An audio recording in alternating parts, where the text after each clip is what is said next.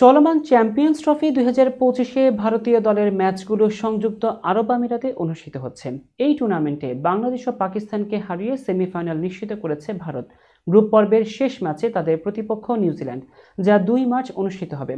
এদিকে রমজান মাস শুরু হতে চলেছে মধ্যপ্রাচ্যের দেশগুলোতে এবং দর্শকদের জন্য খেলা হবে দিবারাত্রির সময়, ফলে রোজাদারদের মাঠে বসে ইফতার করতে হবে।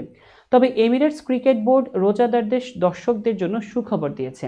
ইসিবি ঘোষণা করেছে চ্যাম্পিয়ন্স ট্রফির দর্শকদের জন্য গ্যালারিতে বিনামূল্যে ইফতারের ব্যবস্থা করা হবে।